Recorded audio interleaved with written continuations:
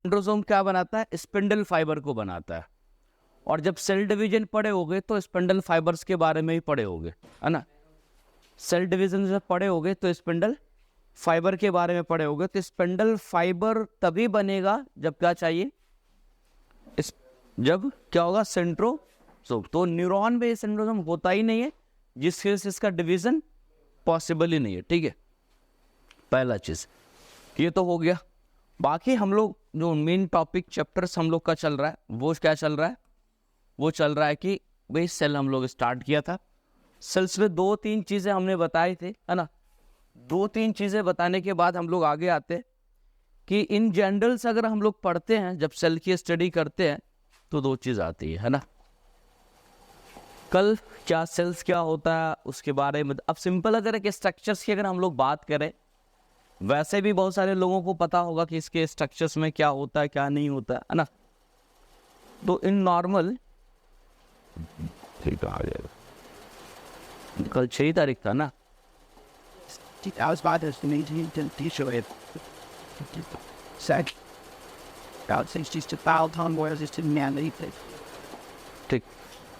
अगर कोई एक सेल है, सिंपल समझ लो, है ना, कि अगर कोई एक सेल है तो इन जनरल सेल्स के बारे में कल मैं जनरल उसका क्या फंक्शन इन ऑल में बात कर रहा था। तो हमें पता है जनरल सेल्स होगा तो 3 चीजें हम लोग बात करते हैं इन ऑल, 3 हेडिंग्स रखते हैं हम लोग। पहला तो ये क्या है, सेल मेम्ब्रेन है। क्या ये सेल मेम्ब्रेन है। और फिर इसके अंदर क्या होगा, न्यूक्लियस है, ठीक है। और इस न्यूक्लियस के बीच इधर अगर हम लोग बात करें तो ये पूरा क्या होगा, साइटोप्लाज्म होगा। क्या होगा, साइटोप्लाज्म्स होगा।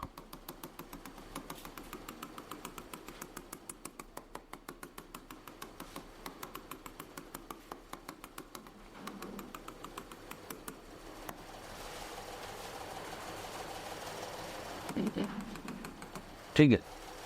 अब साइटोप्लाज्म के अंदर हम लोग वैसे पढ़े अलग अलग स्ट्रक्चर देखने को मिलेगा, है ना। कहीं पर क्या होगा, माइटोकॉन्ड्रिया होगा, है ना। कहीं पर क्या होगा, गोल्जी कॉम्प्लेक्स है, जिसको हम लोग गोल्जी बॉडीज के नाम से हम लोग जानते हैं। कहीं पर एक लाइसोसोम्स का स्ट्रक्चर्स देखने को मिलेगा। एंड सम एरियाज तुम्हें कहीं पर इंडोप्लाज्मिक रेटिकुलम्स देखने मिलेंगे, है ना। और इसी के ऊपर हो सकता तो राइबोसोम देखने को मिले। तो अलग अलग स्ट्रक्चर यानी कि अलग अलग सेल ऑर्गेनल्स की हम लोग बात करते हैं। तो होल ऑफ दिस सेल अगर हम लोग बात करें, इन जनरल अगर बात करें, तो पूरे सेल को मेन 3 हेडिंग में डिवाइड करते हैं। किसमें? 3 हेडिंग में डिवाइड करते हैं। पहला हेडिंग होता है सेल मेम्ब्रेन, सेल मेम्ब्रेन। दूसरा हेडिंग हम लोग लेते हैं cytoplasm and their organelles, cytoplasm and their organelles. और तीसरा हेडिंग जो होता है ना, वो हम लोग लिखते हैं न्यूक्लियस, नहीं बर्ग, ठीक है। तीसरा हेडिंग क्या होता है, न्यूक्लियस होता है, ठीक है। Cell membrane, cytoplasm, 3 and their organelle. तो इस 3 हेडिंग को मैं इसलिए अलग अलग कर रहा हूं कि हम लोग इसी सीरीज में पढ़ेंगे भी। पहले सेल मेम्ब्रेन को, फिर साइटोप्लाज्म, और इसके अंदर जो भी अलग अलग ऑर्गेनल्स देखेगा। हालांकि ऑर्गेनल्स पे भी हम लोग आएंगे, तो membrane bound organelle, membrane not bound and free organelles, अलग अलग डिविजन्स हम लोग देखेंगे। एक छोटी सी चीज़ है जो ऑलरेडी ये सेल के बारे में तुम्हें पता है कि भाई सेल ऐसा होता है, उसमें मेम्ब्रेन्स होते हैं, ऑर्गेनल्स होते हैं, साइटोप्लाज्म से और न्यूक्लियस से। तो 3 अलग अलग हेडिंग्स में हम लोग डिवाइड्स करते हैं। और इस 3 अलग अलग हेडिंग में करने के बाद सबसे पहला हेडिंग जो हमारा आता है वो आता क्या, सेल मेम्ब्रेन का। सेल मेम्ब्रेन का हेडिंग आता है, ठीक है। अब सेल मेम्ब्रेन्स में अगर हम लोग सबसे पहली बात अगर करें यहाँ पर, तो किसी भी सेल में इन जनरल अगर हम लोग बात कर रहे हैं, किसी भी सेल में जो सेल मेम्ब्रेन्स है वो क्या है, सेल मेम्ब्रेन, या इसी को हम लोग क्या बोलते हैं, प्लाज्मा मेम्ब्रेन, है ना। प्लाज्मा मेम्ब्रेन के नाम से भी जानते हैं, है ना।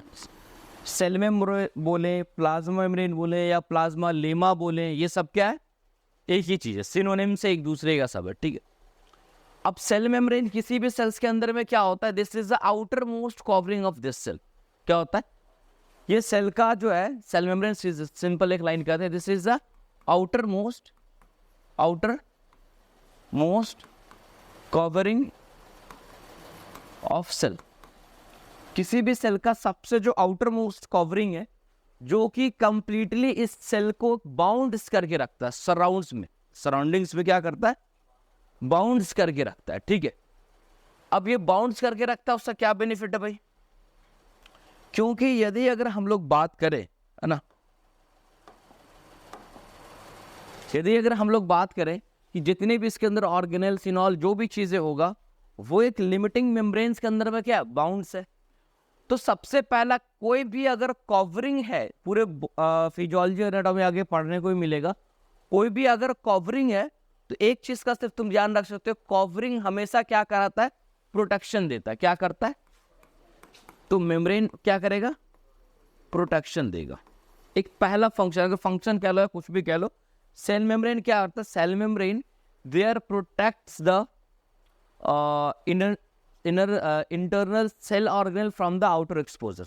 बाहर की किसी भी तरह का एक्सपोजर होगा, उससे सेल मेम्ब्रेन क्या करती है, उसको प्रोटेक्ट करती है। हम लोग आएंगे इंडिविजुअल सेल में फंक्शन में पढ़ेंगे, बट एक हमेशा याद रखो, कहीं भी पूरे बॉडी, जैसा मैं स्किन की बात करूं, स्किन क्या कर रहा है, पूरे बॉडी को कवर कर रहा है, तो कवरिंग आ गया, तो ये एक फंक्शन तो फिक्सेस के साथ होगा, ये क्या काम करेगी, वो इस हमारे बॉडी के इंटरनल ऑर्गन को प्रोटेक्ट करती है। अलग अलग जगह, या वायरस बैक्टीरिया इनऑल नहीं इन्वेडर्स कर पाए, डायरेक्ट कांटेक्ट में नहीं आ पाए, तो वैसे ही यहाँ पे प्रोटेक्शन का काम करते हैं।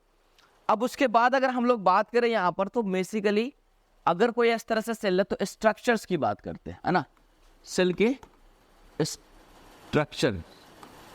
Structures of cell membrane, same है ना।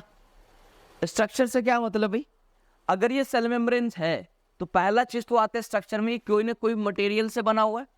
तो किस चीज से बना हुआ सेल मेम्ब्रेन, तो कॉम्पोजिशन की बात करते हैं हम लोग। पहला पॉइंट आता क्या, कॉम्पोजिशंस। तो कॉम्पोजिशंस में क्या है भाई, सबसे पहले अगर हम एबीसीडी करके हेडिंग करें तो हम लोग पढ़ते हैं ये सेल मेम्ब्रेन प्रोटीन्स का बना होता है। किसका बना होता है, प्रोटीन्स होते हैं इसके अंदर में। प्रोटीन के बाद अगर बी नंबर पे अगर हम लोग देखें तो क्या होता है, इसके अंदर में हम लोग कहते हैं लिपिड से बना होता है। क्या होता है, लिपिड से बना होता है। और सी नंबर अगर हम लोग बात करते हैं तो कार्बोहाइड्रेट्स, किससे, कार्बोहाइड्रेट से बना होता है। अब ये प्रोटीन का जो परसेंटेज है वो हम लोग देखते हैं, लगभग 55% जो होता है प्रोटीन्स होता है, लगभग हम लोग देखते हैं 42% जो होता है वो क्या होता है, लिपिड्स होते हैं। और कार्बोहाइड्रेट, रेस्ट कार्बोहाइड्रेट अदर सम, तो हम अप्रोक्सीमेटली 8% जो वो कार्बोहाइड्रेट एंड सम अदर्स चीज देखने को मिलता है। तो कहने का मतलब सेल मेम्ब्रेन का जो कॉम्पोजिशन है वो मेनली किस चीज से है, प्रोटीन और लिपिड से मेनली, है ना। तो हम लोग इस तरह से बोलते हैं दिस इज अ लिपोप्रोटीनस स्ट्रक्चर्स। क्या बोलते हैं, लिपोप्रोटीनस स्ट्रक्चर। अब लिपिड में स्पेशली अगर हम लोग बात करें तो लिपिड्स के अंदर में 2-3 तरह के लिपिड्स है। जो लिपिड्स पढ़ेंगे हम लोग फिर इसमें सेल मेम्ब्रेन में, तो 2-3 तरह के लिपिड्स देखने को मिलेगा। एक सिंपल अगर हम लोग कहते हैं सिंपल हम देखते हैं कि एक तो होता है मेन फॉस्फोलिपिड। क्या होता है, फॉस्फोलिपिड्स की बात करते हैं। दूसरा एक जनरल कोलेस्ट्रॉल्स की बात करते हैं, किसकी, कोलेस्ट्रॉल्स। एंड एक नंबर में अदर लिपिड्स बात करते हैं। लगभग अगर बात की जाए तो फॉस्फोलिपिड के जो परसेंटेज अगर हम लोग देखते हैं तो लगभग ये आता है 25%। कितना परसेंट आता है, 25%। कोलेस्ट्रॉल जो आता है इसके अंदर में वो लगभग 15% आता है। एंड रेस्ट ऑफ ऑल 2% या 4% अप्रॉक्सीमेटली, कैलकुलेट करोगे आ जाएगा 25-13, जो भी रेस्ट बच गया, रेस्ट जो भी कैलकुलेट आएगा 2% समथिंग जो भी आएगा वो आएगा क्या, अदर लिपिड, रेस्ट जो भी बच गया। ठीक है, कहने का मतलब है कि अगर सेल मेम्ब्रेन के ये इसलिए मैं कॉम्पोजिशन पहले बता रहा हूँ कि इसके बेसिस पे फंक्शन समझ में आने को। तो सेल मेम्ब्रेन बना हुआ किस से, protein, lipids and carbohydrate. But carbohydrate बहुत लेस अमाउंट में होता है। क्या होता है, बहुत ज्यादा लेस अमाउंट में। कुछ बुक्स तो 4% भी लिखती है इसके बारे में, है ना। तो कंफ्यूजन डाटा में मैं पहली बार बहुत ज्यादा कंफ्यूज नहीं होना, थोड़ा बहुत चलेगा। लेकिन तुम्हें जो मैं अभी डाटा बता रहा हूँ ये तुम्हें गाइडेंस की है, जो इंटरनेशनल बुक आती है उसकी ये डाटा है। तो कहता है प्रोटीन 55%। प्रोटीन में बताऊंगा भी अलग अलग टाइप ऑफ प्रोटीन है, तो मैं इसमें फिर इंडिविजुअल आकर के पढ़ूंगा। अब बात ये आती, कहने का मतलब ये कि लिपिड, ये जो सेल मेम्ब्रेन्स का लेयर है, this layer is a formed protein, lipid और कार्बोहाइड्रेट, दिस मेनली। तो हम एक लाइन में सीधा बोलते हैं, this is a formed, cell membrane is a formed, cell membrane is a mainly formed by, mainly formed by lipoproteins, lipoprotein, यानी protein और लिपिड्स, इस दो चीज से ये सबसे ज्यादा बना हुआ, ठीक है। अब यहां पर आते हैं मेनली कॉम्पोजिशन के बाद हम लोग देखते हैं स्ट्रक्चर्स। जब हम लोग स्ट्रक्चर्स पढ़ते तो ऐसे तो अभी सेल से बार बार मैं बना रहा हूं तो तुम्हें लग रहा है ये क्या है, एक मेम्ब्रेन्स है, बट इसको तुम मैग्नीफाई करो, it is not a single membrane, it is a dual sided membranes है। कैसा मेम्ब्रेन्स है? ऐसा है कि वो लगता है कि अंदर भी एक्सपोज, अगर इसको हम बड़ा करने की कोशिश करें तो अगर इस छोटे सेगमेंट को करेंगे तो लगेगा इस तरह से कुछ है, डुअल साइडेड मेम्ब्रेन। मैं यहाँ पर मान लो बड़ा करके देखा, छोटा सा एरिया को बड़ा किया तो वो क्या लगेगा, डुअल साइडेड मेम्ब्रेन, और इसके अंदर अलग अलग स्ट्रक्चर देखने को मिलेगा। अब जैसे मैं बात किया कि मेनली जो स्ट्रक्चर्स में हम लोग प्रोटीन को देखेंगे और किसको देखेंगे, फॉस्फोलिपिड। तो पहले हम लोग फॉस्फोलिपिड्स पे आते हैं। फॉस्फोलिपिड का जो स्ट्रक्चर्स होता है वो कुछ इस तरह का होता है, एक हेड टाइप का, मैं सेल को हटा देता हूँ, ये फॉस्फोलिपिड का स्ट्रक्चर मैं बता रहा हूँ, फॉस्फोलिपिड्स। ये फॉस्फोलिपिड का स्ट्रक्चर कुछ इस तरह का हेड होगा और इसके अंदर में लगा हुआ ये क्या होगा, टेल होगा, head and tail like structure होगा। ये पूरा एक यूनिट है फॉस्फोलिपिड का, ठीक है। इसमें दो नाम है क्या, फॉस्फोलिपिड्स, यानी फॉस्फेट एंड क्या होगा, लिपिड्स होगा। तो फॉस्फेट जो ऊपर वाला हेड है जिसको हम लोग कह सकते हैं, अभी इसको बड़ा कर देता हूं, एक मिनट, हेड ये मान लो ये फॉस्फोलिपिड स्ट्रक्चर है और ये मान लो उसका क्या है, टेल। तो ऊपर वाला जो स्ट्रक्चर हेड है, हेड्स है, और नीचे वाला इसको अभी हम टेल बोलते सब, है ना, क्या बोलते, टेल बोलते। हेड जो है वो फॉस्फेट है, क्या है, फॉस्फेट, और टेल जो है ये क्या है, फैटी एसिड, वही लिपिड्स, फैटी एसिड। स्पेशली जो नाम है जो इसमें लिपिड्स है वो कौन वाला, fatty acid, fatty acid lipid ही हुआ।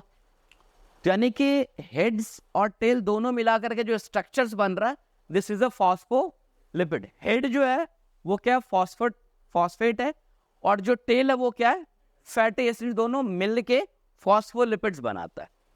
अब दोनों की सॉल्युबिलिटी की अगर हम लोग बात करते हैं तो जो हेड्स होता है, this is a hydrophilic natures, in hydrophilic जो हेड होगा इसके बारे में हम लोग बात करते, इट इज अ हाइड्रोफिलिक।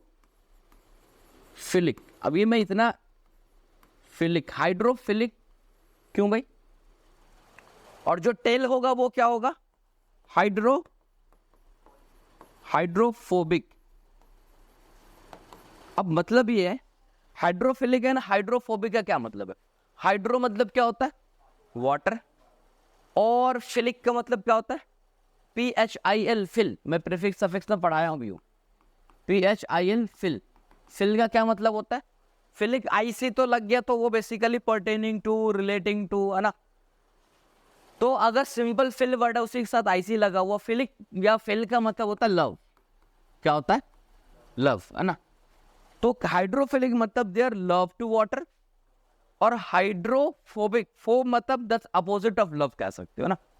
तो there separating from the, phobia मतलब आता है ना, फोबिया मतलब फियर, डर, वहीं से फोब वर्ड आया। तो ये हम कह सकते हैं दिस हेड जो होगा वो वाटर लविंग, यानी कि इसका मतलब ये हुआ हेड जो होगा वाटर सॉल्युबल होगा। हाइड्रोफिलिक का एक और आसानी से समझो तो वाटर, इसका मतलब क्या समझ सकते, वाटर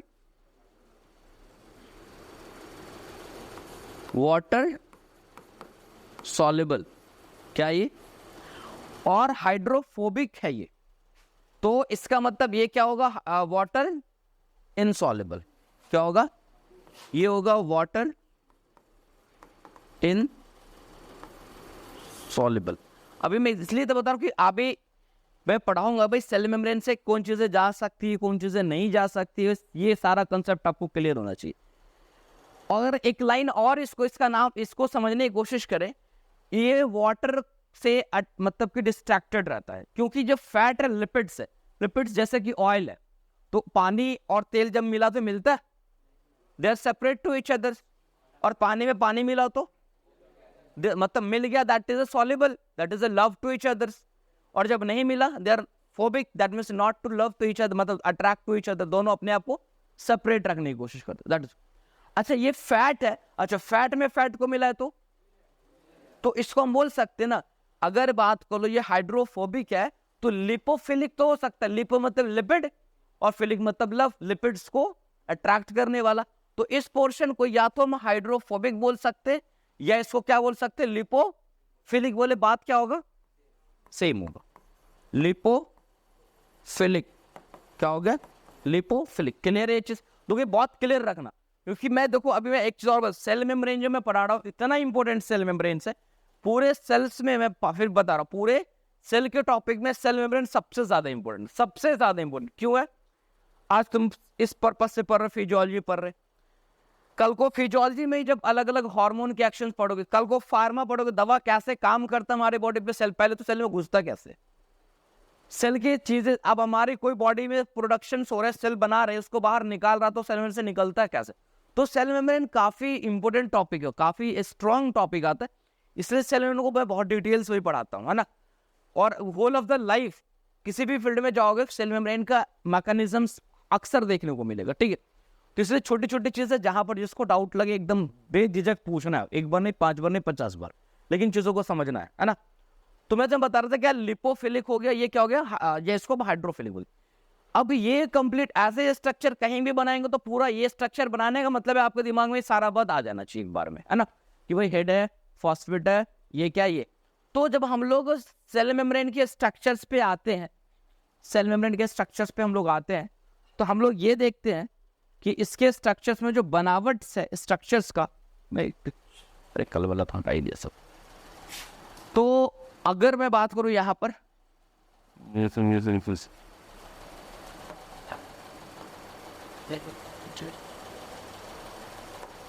चलो अगर मैं बात करूं यहां पर, ऐसे एक छोटा सा सेल मेम्ब्रेन है, अब यही सेल को मैं बड़ा कर रहा हूं, यहां पे थोड़ा सा ऐसे बना रहा हूं, ये मान लो जनरली तो सेल का शेप हम लोग सर्कुलर बनाते हैं, ये मान लो इस टाइप का है ना। अब इसको बड़ा किया, इसको क्या करें, मैग्नीफाई कर रहे हैं। मैग्निफिकेशन में बता सकते कि ये जो सेल है उधर बहुत बड़ा देखने को मिलेगा अभी। तो ये देखते हैं हम लोग कि ये जो क्या कहते हैं कि फॉस्फोलिपिड है, उसका अरेंजमेंट्स कैसे है ना। तो हम लोग कोई भी कलर ले लेते हैं एक हेड्स के लिए, मान लो ये क्या हेड है, इस तरह से हेड, और हेड के साथ लगा हुआ क्या होगा, जो तब तो फॉस्फोलिपिड होगा, ये टेल, दिस इज टेल, है ना। कि थ्रू आउट द मेम्ब्रेन्स देखने को मिलेगा, सेम हेड एंड टेल का अरेंजमेंट जस्ट अपोजिट होता है इधर से। चलो मैं पहले इसको कर देता हूँ, सेम एज जस्ट अपोजिट देखने को मिलेगा, हेड एंड टेल्स।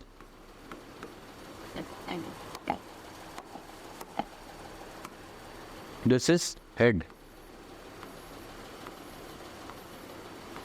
तो सेल मेम्ब्रेन को जब हम लोग मैग्नीफाई करके देखते हैं या बड़ा करके, जो भी समझो, है ना, इसको ऐसे कर दो बड़ा, सिंपल।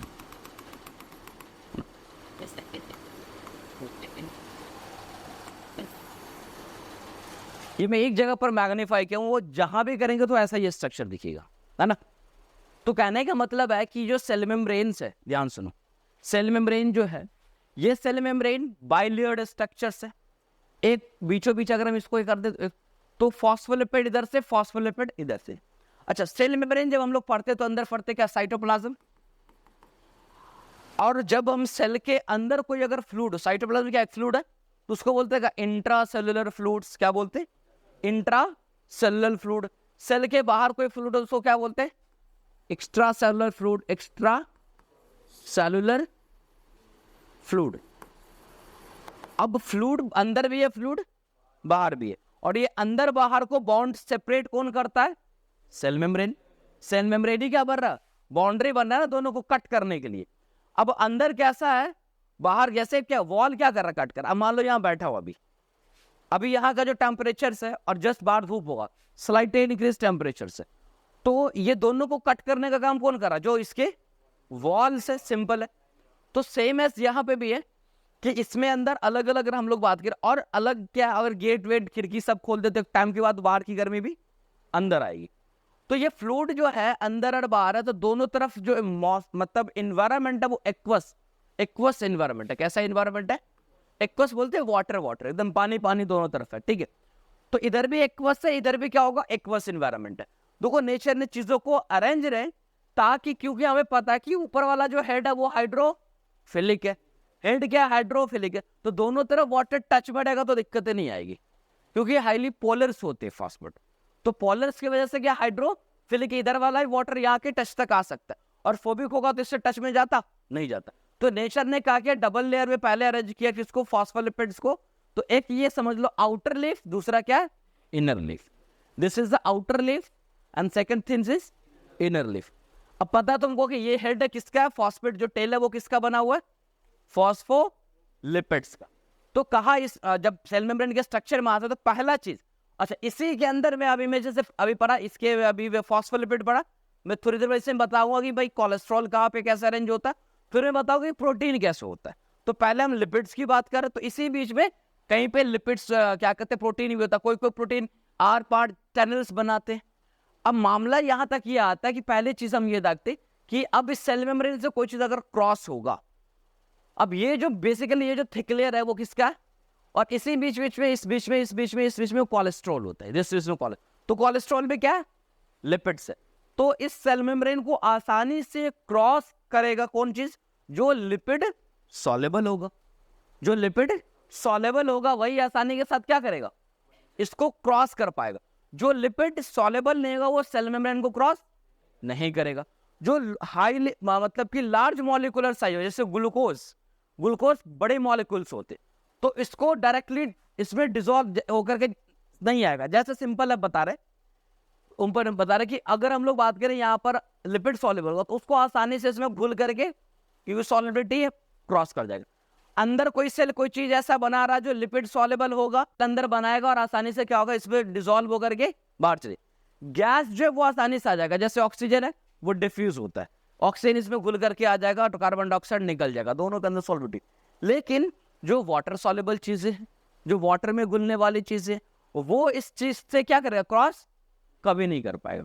तो सवाल ये आता है, जैसे कोई क्वेश्चन अभी पूछेगा, मैं सेल मेम्ब्रेन के फंक्शन ही पढ़ाऊंगा, तो सॉल्युबिलिटी जो है, ये जो सेल मेम्ब्रेन है वो किसकी सॉल्युबिलिटी रखता है, तो लिपिड सॉल्युबिलिटी रखता है। किसकी सॉल्युबिलिटी, लिपिड की सॉल्युबिलिटी। तो अब इसी तरह हम लोग बात करेंगे जब इसलिए जैसे हम लोग बताते हैं ना, कोई मलहम ऑइंटमेंट्स लगाते हैं तो क्या बोला जाता है कि इसको क्या बोला जाता है, जब भी अगर हम लोग बात करते हैं कि ऑइंटमेंट अगर इसको लगाने को बोला जाए तो लगाने टाइम क्या बोला जाता है कि इसको खूब रगड़ के लगाना। तो लगाने का थोड़ा सा रगड़ना, क्यों बोलते रगड़ने के लिए, जब आप उसको रब्स कर दो तो मेनली ऑइंटमेंट वगैरह ऐसे ही बनाए जाते हैं जिसमें क्या किया जाता है कि उसके नेचर को ना लिपिड सॉल्युबल बनाया जाता है, कि आप रगड़ोगे आपके स्किन में आसानी से सेल के अंदर तक जाएगा। रगड़ने की वजह से क्या होता है, सेल के सरफेस तक नहीं रहता है, सेल्स के जैसे इसके मान लो ये मेम्ब्रेन, इस पर रगड़ेंगे कोई चीज को तो हरकत में आएगा, और हरकत में आएगा तो वो जो जिस चीज को रब कर रहे हैं वो सॉल्युबल है, इसका भाई लिपिड्स का, तो आसानी से ज्यादा क्या होगा, अंदर जाएगा। तो वैसे ही हम लोग फार्माकोलॉजी में भी पढ़ते हैं कि मोस्टली जो मेडिसिन या ऐसे फार्मा पढ़ेंगे लिपिड सॉल्युबल, तो वो मेडिसिन क्या होगा, आसानी से इसमें डिसॉल्व होकर के चला जाएगा। जो लिपिड सॉल्युबल नहीं होगा वो सेल मेम्ब्रेन में अंदर नहीं जाएगा। तो इसलिए बताओ आगे चल के फार्मा, ड्रग, मेडिसिन, जब सब जगह ही मेम्ब्रेन का इंपॉर्टेंस है। तो पहला चीज तो ये बताया कि ये जो सेल मेम्ब्रेन्स है, यहाँ पर फॉस्फोलिपिड का अरेंजमेंट समझ में आ गया, कैसे अरेंजमेंट है। हेड जो है वो क्या है, हमेशा एक्वस एनवायरनमेंट की तरफ है, अंदर वाला अंदर की तरफ, बाहर वाला बाहर। दो लीफ बाई लेयर्ड हम कह सकते हैं, इसका दो अलग अलग लेयर्ड में हम लोग देखते हैं, पहला चीज। अब एक सवाल आता है यहाँ पर कि ये जो फॉस्फोलिपिड का लेयर है, outer leaf and inner leaf, क्या दोनों एक है या दोनों में कुछ डिफरेंसेस भी है, सेम है या दोनों में कोई डिफरेंसेस भी है? यस बोलो, यस ना, कुछ तो होगा ना। ये दोनों सेम है but slightly differences in between, थोड़ा सा डिफरेंसेस है। जब आगे हम लोग और डिटेल्स पढ़ते हैं, है ना, जब और डिटेल्स की बात करते हैं, फॉस्फोलिपिड पे आते हैं हम लोग है, तो ये जो फॉस्फोलिपिड है इसके टाइप्स को पढ़ते हैं। अब यहाँ पर क्या सकते हैं, फॉस्फोलिपिड एक नोट्स करके मैं लिख दे रहा हूँ यहाँ पर फॉस्फोलिपिड, फिर मैं आ जाता हूँ यहाँ पर। जो फॉस्फोलिपिड अभी मैंने पढ़ा, ये स्ट्रक्चर किसका था, फॉस्फोलिपिड्स का। तो फॉस्फोलिपिड्स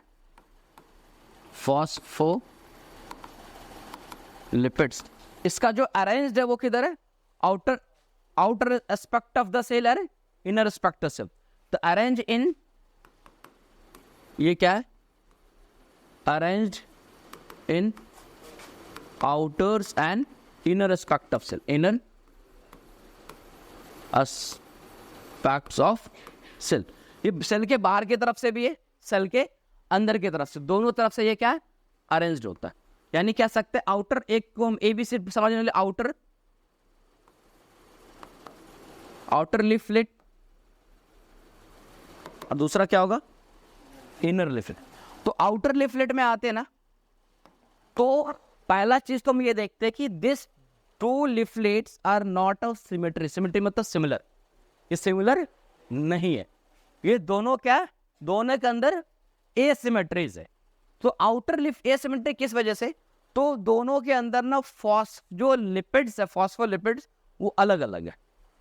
इनर साइड में जो फॉस्फोलिपिड है वो दो अलग फॉस्फोलिपिड्स के टाइप्स जब पढ़ोगे तो इनर आउटर, सॉरी पहले मैं आउटर की बात कर रहा हूं, तो आउटर साइड में जो है उसमें जो फॉस्फोलिपिड है, एक को हम लोग पढ़ते हैं फॉस्फेटिडाइल्स, क्या कहते हैं, फॉस्फेटिडाइल सेरीन, नहीं, इनर में आ जाता है फॉस्फेटिडाइल सेरीन और फॉस्फेटिडाइल इथेनोलामाइन, ये इनर में आ जाता है।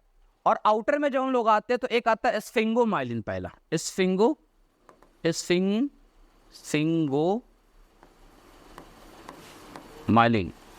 ठीक है। एक पहला चीज स्फिंगोमाइलिन देखने को मिलता है। ये स्फिंगोमाइलिन क्या है, it is a type of what, it is a type of phospholipids. मैं क्या बोला कि आउटर लीफलेट्स, इनर लीफलेट्स दोनों दूसरे से एसिमेट्रिकल है, एक दूसरे से अलग है। वो किसके बेसिस पे, उसके पास जो फॉस्फोलिपिड है वो कुछ अलग टाइप का है, और क्या कहते हैं कि जो इनर वाला उसके टाइप फॉस्फोलिपिड क्या कुछ अलग। तो आउटर वाले में जो बाहर वाला उसके साथ स्फिंगोमाइलिन है। उसके बाद हम लोग देखते हैं उसके अंदर में आता फॉस्फेटिडाइल कोलिन, फॉस्फेटिडाइल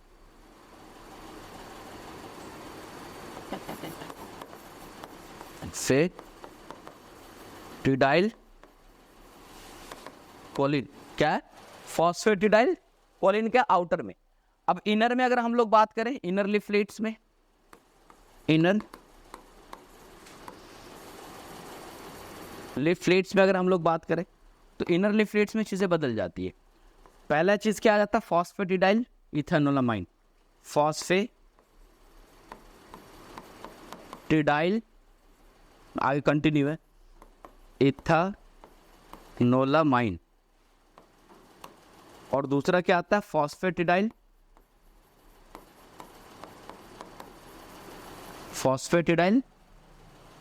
इथेनोलामाइन्स हो गया सेरीन,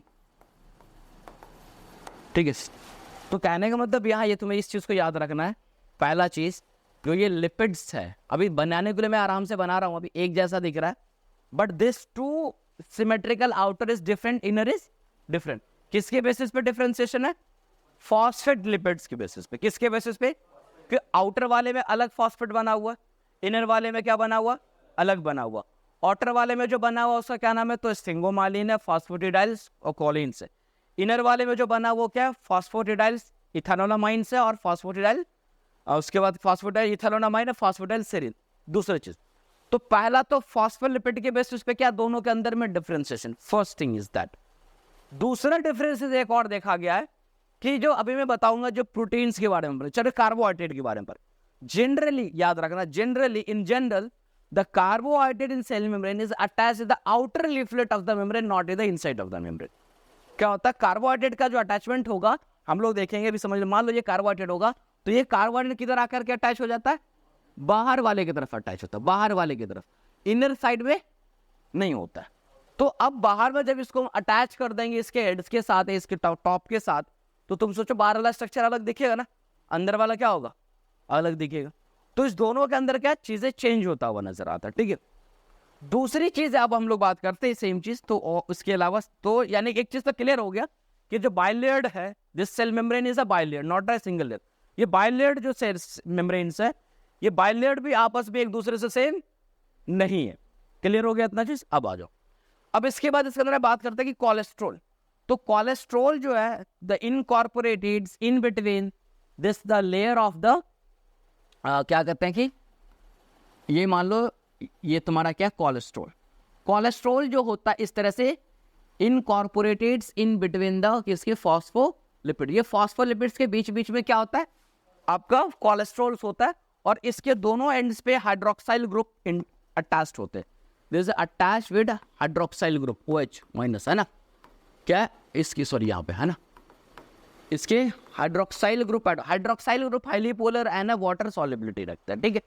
तो इसके दोनों जो कोलेस्ट्रॉल है, तो आपको याद रहे ये जो स्ट्रक्चर है वो क्या, मैं साइड में यहाँ लिख देता हूँ, ये क्या है, कोलेस्ट्रॉल है ना, ये तो पता ही है फॉस्फोलिपिड है, उसके स्ट्रक्चर से पता ही है।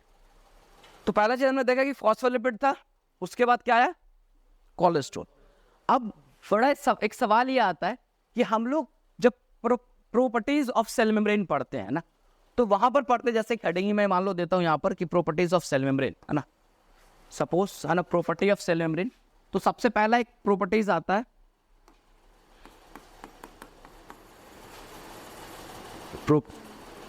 Properties of cell membrane. तो पहला प्रॉपर्टी एक हम लोग देते हैं फ्लूइडिटी। फ्लूइडिटी का क्या मतलब होता है, फ्लूइडिटी का क्या मतलब होता है, फ्लूइड सेल मेम्ब्रेन के बारे में कह रहा है कि सेल मेम्ब्रेन फ्लूइड जैसा है। क्या सेल मेम्ब्रेन पानी के जैसा है, फ्लूइड जैसा है? अरे हाँ तो ना बोले, इतना खामोश क्या तुम लोग जैसे। सेल मेम्ब्रेन पानी के जैसा है, ये पानी का जैसा है नहीं, but this behaves like a water, like a fluid, not a पानी, लाइक अ फ्लूइड। तुम लोगों में किसी ने इससे पहले कभी पानी में पत्थर मारा? सब मारा। और कीचड़ में मारा? कीचड़ में उड़ के पड़ा तुम्हें? पड़ा जी? ये मान लो कोई पत्थर है ना, जो पानी में फेंका गया है, ठीक है, अभी मान लो यहां पर है, लेकिन तुम एक टाइम के बाद ये पत्थर कहां होगा, पानी के नीचे। अभी जैसे ये पानी के सरफेस को टच किया, जैसे वेव का फॉर्मेशन हुआ है, क्या हुआ, और जैसे एक पत्थर अंदर चला जाएगा, एक टाइम पे ये वेव खत्म हो जाएगा और फिर पता भी नहीं चलेगा कोई चीज अंदर गया है। तो अगर जैसे इसलिए बोलते हैं नेचर ऑफ फ्लूइडिटी। फ्लूइडिटी का नेचर ये हुआ कि अगर कोई चीज उसके अंदर गया तो वो एक रास्ता दिया, सेपरेट हुआ, लेकिन वो सेपरेट फॉर्म में नहीं रहता है, फिर से recombine on back in normal positions, है ना। तो वैसे ही सेल मेम्ब्रेन के अंदर में कि अगर सेल मेम्ब्रेन से कोई चीज क्रॉस करता जो सेल मेम्ब्रेन में डिसॉल्व हो सके, जैसे जो भी लिपिड सॉल्युबल सब्सटेंस होगा, जो सबकी बात नहीं करो, जो सेल मेम्ब्रेन में क्या हो सकता है, डिसॉल्व हो सकता है, वो ऐसे सेल मेम्ब्रेन पे आता है। फ्लूइड अब आया, जैसे मान लो, है ना, यहाँ पे मान लो आया, तो ये आपस में सेपरेट हो जाएगा थोड़ा सा, और चीजें अंदर आएगी, फिर ये आकर के रिकम्बैक्ट हो जाता है। तो कहने का मतलब ये हुआ कि जस्ट जैसे पानी, तो ये बिहेव कैसा किया, जो एक पत्थर को जैसे हम पानी में फेंकते, पानी क्या होता है, अलग होता है, पत्थर को जाने देता है, फिर पत्थर नीचे गया, पानी ओवरलैप। तो इसके अंदर में फ्लूइडिटी का देन सेंस इज दैट, तो इसका मतलब ये है कि ये जो phospholipids and incorporated cholesterol, this is a mobile properties. ये क्या होता है, मूव करता है सेल मेम्ब्रेन के अंदर में, क्या करता है, मूव करता है सेल मेम्ब्रेन के अंदर में। और मूव करने का मतलब, अब ये मूवमेंट अगर नहीं होता तो कुछ चीजें जाता ही नहीं। अब सोच लो पानी जो है वो तुम्हारा हार्ड हो जाता, तो अब तुम कुछ गिराते, तो मान लो जैसे अगर तुम पहाड़ आइस बर्ग वाले एरिया में जाते हो, जहां पर एकदम बर्फीला एरिया होता है, वहां का कोई झील अगर हो, तो ऊपर से बर्फ का लेयर जम जाता है, तुम गिराओ तो जाता है अंदर, क्योंकि वहां पे वो वाटर फॉर्म में रहा ही नहीं। तो वहां पर इसका मतलब है कि पानी ने अपनी फ्लूइडिटी वाली प्रॉपर्टी को लॉस कर दिया, फ्लूइडिटी वाली प्रॉपर्टी को लॉस कर दिया। तो वैसे ही सेल मेम्ब्रेन के साथ चल रहा होता है। सेल मेम्ब्रेन के अंदर अगर मान लो, अगर तुम इसके इसलिए अगर लोग कहते हैं कि फैट इट्स अभी तुमको एक इंपॉर्टेंस बता रहे कि बॉडी में टोटल हमने कल ही बता दिया लगभग 100 ट्रिलियन सेल है, और एवरेज सारे सेल का स्ट्रक्चर ऐसा ही है मेम्ब्रेन्स का, सेल मेम्ब्रेन का। तो हर जगह हमें लिपिड एंड फैट कितना इंपॉर्टेंस है, लेकिन लोग कहते हैं फैट खाओ हार्म है, लिपिड खाओ, लेकिन जरूर ज्यादा हार्म है, लेकिन अगर आप फैट नहीं है आपकी बॉडी में तो आपका लाइफ भी नहीं चाहिए। इसलिए हर एक चीज की जरूरत है बॉडीज के अंदर में। फैट कितना इंपॉर्टेंट, मैं एक टॉपिक से सिर्फ अभी आप समझ रहे हो कितनी इंपॉर्टेंस है। तो अब यही एक्सेसिव हो जाता तो मैं बताऊंगा क्या होता है। अब सोचो बहुत ज्यादा कोलेस्ट्रॉल तुम खा लेते हो, खूब कोलेस्ट्रॉल खाता है, खूब कोलेस्ट्रॉल लोग खा रहा है, मतलब फैटी चीज खा रहा है, इधर खूब आएगा, इसको आकर के एकदम टाइट कर देगा। क्या कर देगा, इसके बीच में। तब अब जो इल्डोल वाली प्रॉपर्टी वो होगा, तुम अकेला खड़े, हम जैसे यहाँ से यहाँ घूम रहे हैं अभी, और हमारे बीच इधर भी एक खड़ा हो जाए, इधर भी एक खड़ा हो जाए, तो मेरा घूमना हो पाएगा? तो मोबिलिटी हमने क्या कर दिया। अच्छा, अब ऐसे हम अगर खड़े तो आगे पीछे तो कोई भी जाएगा सीधे क्रॉस कर सकता है, लेकिन अगर यहां से एक तरफ लाइन से खड़ा कर दे हाथ पकड़ के जोर से, तो कोई चीज की हिम्मत है आगे पीछे निकल लेगा? क्यों? क्योंकि अब हमने हमारी जो मोबिलिटी प्रॉपर्टी है वो नहीं। अगर 3 लोग होंगे, 1 2 3, तो कोई आकर के बीच से हाथ ऐसे जोर से पकड़े हुए धक्का मार के निकल सकता है, फिर हम लोग ऐसे अपना कर। तो सेम है जैसे फ्लूइडिटी की, अगर आपके सेल मेम्ब्रेन के अंदर अगर फ्लूइडिटी का प्रॉपर्टी लॉस होगा, याद रखो, तो जब आगे मैं पढ़ाऊंगा सेल के अंदर ट्रांसपोर्टेशन घट जाएगा, चाहे अंदर से बाहर आए, अंदर से बाहर कोई चीज जाए, क्योंकि सेल के अंदर जो चीज है अंदर से ही बाहर जाती है ना। अब कोई सेल कोई चीज बनाया, जैसे कोई मान लो बीटा सेल है, तो बीटा सेल सबको पता है हमारे पैनक्रियाज में क्या बनाता है, इंसुलिन बनाता है। अब बना के अपने पास तो रख नहीं लेता है, बना के क्या करता है, हमारे बॉडी में देता है, बॉडी के सारे सेल तक पहुंच रहा है। तो भैया जब बनाया तो बना के बाहर निकाला, तो ये ट्रांसपोर्ट हुआ, सेल्स मेम्ब्रेन को क्रॉस किया होगा तब तो बाहर आया होगा। अब कैसे किया होगा बताऊंगा आगे चल के मैं, ठीक है। तो वैसे इसका मतलब ये है कि सेल मेम्ब्रेन के थ्रू जो ट्रांसपोर्टेशन है वो सेल के साइड्स के अंदर से ही बाहर जा रहा है और बाहर से अंदर आ रहा है ना। तो पहला चीज है फ्लूइडिटी। अगर फ्लूइडिटी में कोई चेंजेस आ रहा है, तो फ्लूइडिटी में चेंजेस आ रहा है स्पेशली अगर फ्लूइडिटी बढ़ जाएगा, तो सेल मेम्ब्रेन का फ्लूइडिटी अगर बढ़ जाएगा तो क्या होगा। अब तुम सोचो कि एक पत्थर को शहद में गिराया, शहद भी फ्लूइड है, एक पत्थर को पानी में गिराया, और मान लो दोनों का ऐसे से एक बॉक्स मान लो इसे, है ना, कि एक टब में ऐसे मान लो, अरे यार, एक इधर मान लो वाटर का है, दूसरा मान लो हनी शहद का है ना, और दोनों पे एक पत्थर गिराया तुमने। तो मेरा एक सवाल है, दोनों का हाइट मान लो 20 सेंटीमीटर है या 50 सेंटीमीटर है, तो ग्राउंड सरफेस को पहले कौन टच करेगा? क्यों करेगा? डेंसिटी, क्योंकि वाटर की जो फ्लूइडिटी है वो ज्यादा है नेचर वाइज, और शहद भी फ्लूइड है बट उसकी फ्लूइडिटी नेचर क्या है, कम हो गई। तो वैसे ही मैं बताना चाह रहा हूँ, सेल मेम्ब्रेन पे बात तो वाटर तो नहीं, पहले बोला कि वाटर है नहीं, but this behave likes water. एकदम पानी तो नहीं है सेल में, तो फिर पानी होता तो कोई स्ट्रक्चर ही नहीं बनता। लेकिन जैसे शहद भी पानी नहीं है, but this behave like nature of the water, water का जैसा नेचर वैसे फ्लूइड की तरह ही भी बिहेव करता है। कोई भी फ्लूइड है वो वाटर एक क्या एसेंडर फ्लूइड है, जिसको रेफरेंस में हम लोग लेते हैं हमेशा, है ना। बट इसके अलावा बाकी और भी चूज है, तुम जूस पीते हो या कुछ भी करते हो, इनऑल जो भी सबका एक क्या है, उसके अंदर ही फ्लूइडिटी है, लेकिन सबका अपना अपना क्या अलग अलग चीज है, नेचर। तो यदि अगर मैं बात किया अगर फ्लूइडिटी बढ़ गया, तो सेल मेम्ब्रेन के अंदर में क्या होगा कि अब और वाटर की तरफ शिफ्ट होने लगेगा, और मान लो इसके वेव मूविलिटी बढ़ जाएगी, तो चीजें और फास्ट आएगा जाएगा, समझ में आ रही। तो इसका मतलब है कि फ्लूइडिटी, इसलिए मैं आगे पढ़ाऊंगा what are the factor which are affecting the fluidity, कौन कौन से ऐसे फैक्टर है जो फ्लूइडिटी को बढ़ा देता है या फ्लूइडिटी को घटा देता है। तो पहले हमें ये पता नहीं फ्लूइडिटी है क्या, है ना। तो fluidity is one of the property of the cell membrane, and due to this property the cell membrane is allowed to transportation of the substance जैसे अक्रॉस द सेल मेम्ब्रेन। ये इस फ्लूइडिटी एक ऐसी प्रॉपर्टीज है जिसमें cell membrane क्या करती है कि अपने अंदर से हो करके चीजों को ट्रांसपोर्ट करने देती है, आने जाने देती उन चीजों को जिसमें क्या कहते हैं, उन चीजों को ही सिर्फ आने जाने देती है जो उसके सॉल्युबल है ना, किसी और को नहीं आने जाने देगा। अब तुम समझो कि वाटर सॉल्युबल चीज जाएगा, नहीं, कोई पॉसिबल नहीं। चाहे कितना तुम ले लो, 1 लीटर पानी लो, 5 लीटर ऑयल ले लो, मिल जाएगा पानी ऑयल, कोई मतलब नहीं बनता उसका, वो पानी अलग ही रहेगा। और भले तुमको लग रहा है कि एक बाल्टी में, लेकिन वो एक बाल्टी में रह करके एक दूसरे के साथ अट्रैक्ट नहीं होता, ठीक है। तो ये दोनों के बीच क्या है, सेल मेम्ब्रेन में फ्लूइडिटी की एक प्रॉपर्टी होती है, इस फ्लूइडिटी की प्रॉपर्टीज पे हम लोग देखते हैं, ठीक है।